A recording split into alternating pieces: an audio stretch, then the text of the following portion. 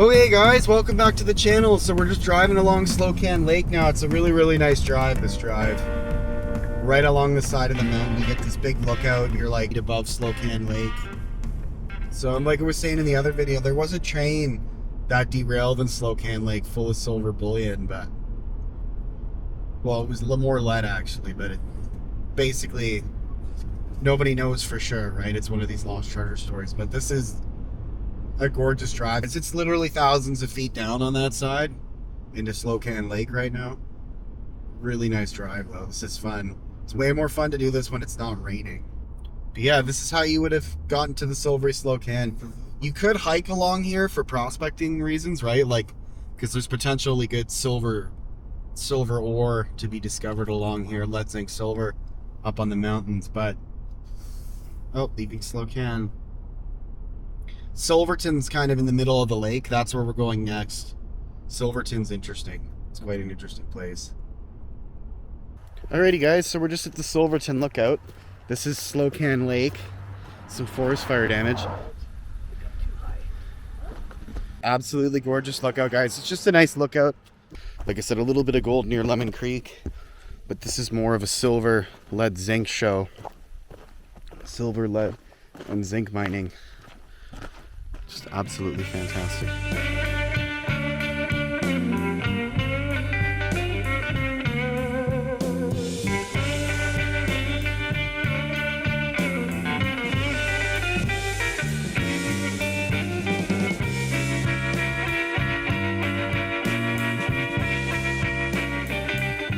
Silverton's kind of in the middle of the lake. That's where we're going next.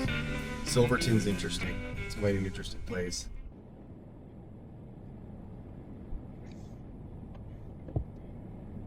So we're now in the town of Silverton.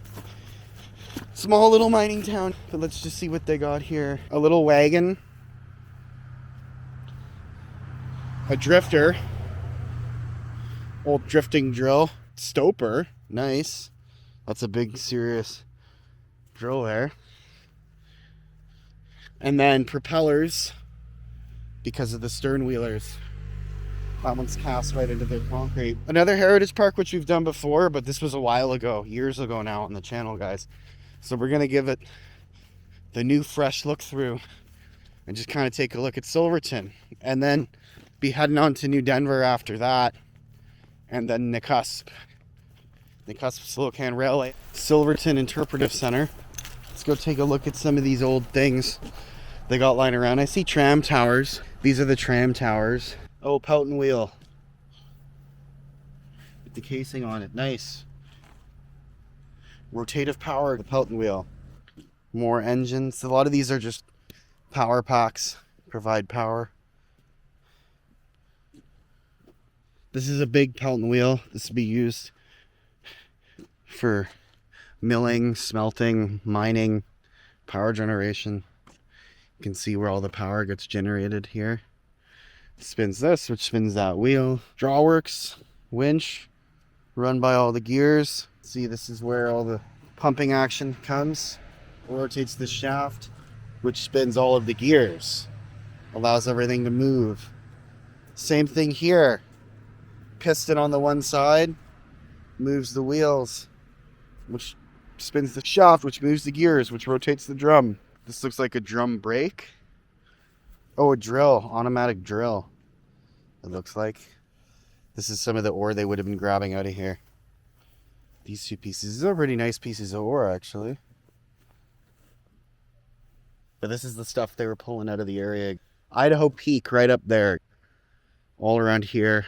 This is a big power pack compressor with the volume tanks. Rand, Canadian Rand Co. Sherbrooke, Quebec. Yeah, the big volume tank on the top. This is what the drill holes look like in the rock when you're drilling. And there'd either be single jacking or double jacking. Single jack versus double jack. Long hammer, long bit for double jacking, and then short hammer and short bit for single jacking.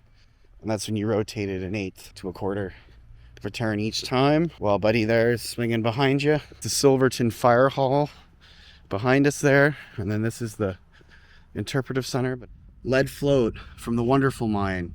Ash sighting at 113 to 133 ounces of silver and 70 to 76% lead. Farming implements of some sort, looks like.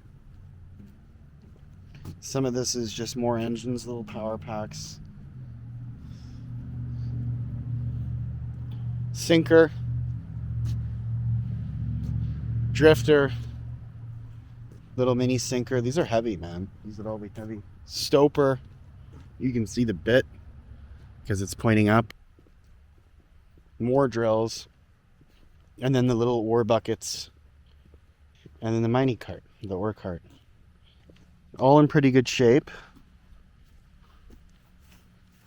And then that's the other tram tower. Just a nice little outside display of little artifacts. Idaho Peak right there, the source of all of the silver in the region. Drill press. Look at this old drill press. The gear train. All the gears used. Got some bevel gears as well. Oh, nice. This is how the miners would have gotten to work. Tram cable cars. Hot today. Gardner Denver tractor. She's a beauty. Old crank start too. Gardner Denver. Those old engines too. Never heard anything like those old engines. Tons of winches. You need winches everywhere in a mine. And then the hoist system for the head frame, it looks like. You got your levers to engage, your pistons for power, your gears for transferring power, and then this was what would have pulled everything up from the mines, from the depths of the underground mines. They got the windlass on the side here, auxiliary winch. This would be the windlass. But yeah, the hoist frame. Some belts. Looks almost like a stamp mill. Yeah, it is. This is the old stamp mill. So the ore bucket would have come and dumped ore from here. So imagine a train track running along. Would have come and dumped ore into this hopper. And then these gears would have rotated everything around, ground everything. And then it would have come into here in a finer chunks. And then the stamp mills.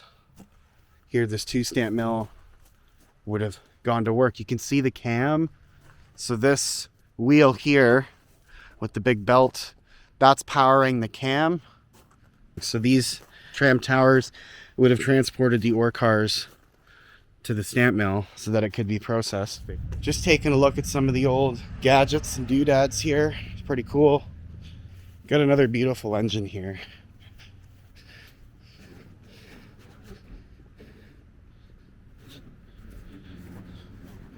It's nice.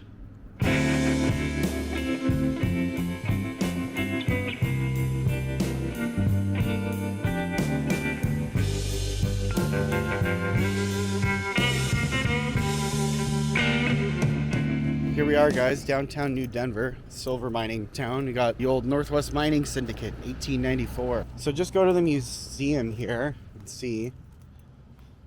So this is the museum. They got some pretty cool stuff.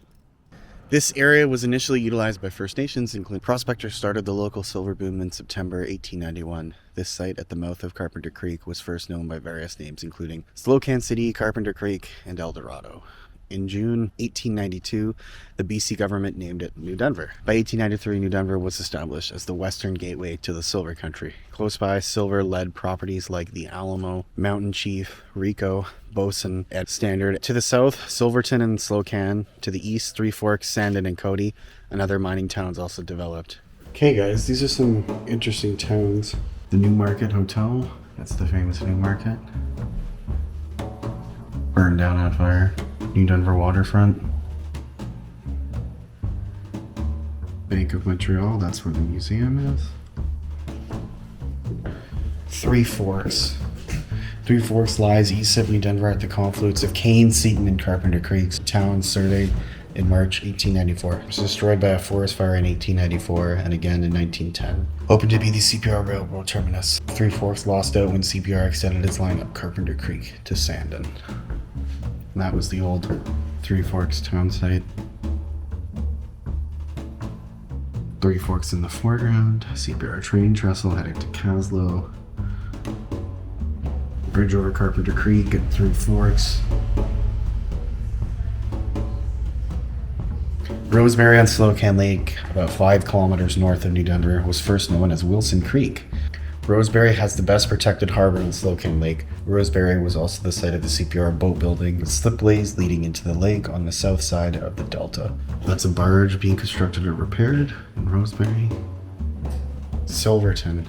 William Hunter and Fred Hume staked the mouth of Silverton Creek as a town site December 9, 1891. Silverton was originally known as 4 Mile or 4 Mile City, after 4 Mile Creek, being about 4 miles south of New Denver. Silverton originated as a home base and supply camp for the area mines. Miners working underground. Some kids pushing an ore cart.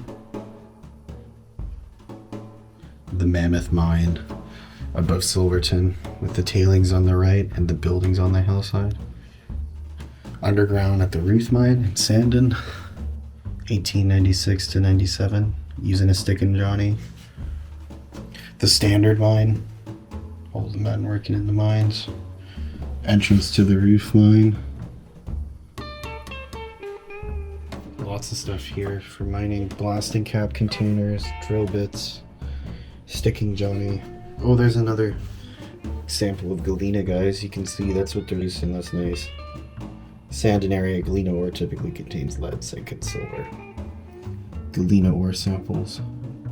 Mortar and pestle for crushing. Samples are crushed, ground, and weighed, then heated with flux in a high temperature oven. A metallic bead is recovered, which is roasted again in a little ceramic cup, cupel, ending up with a smaller metallic bead of silver. Gold pan with galena ore in it.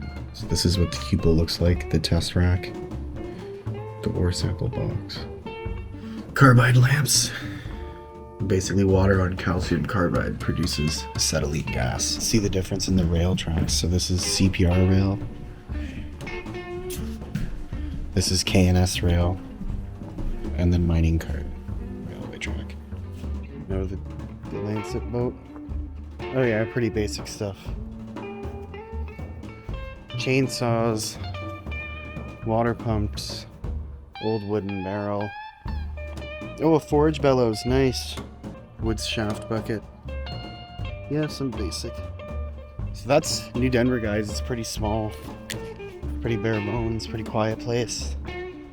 But this was at one point a big place for mining and transportation. Everything happening in Sandon area. Sandon was the Silvery Slocan, guys. So we're gonna continue on up to Nakusp and talk about Roseberry, Nakusp, and all of that. So yeah, if you like this kind of content, don't forget to like and subscribe. Hit the bell icon to get notified. Sasquatch Prospector out.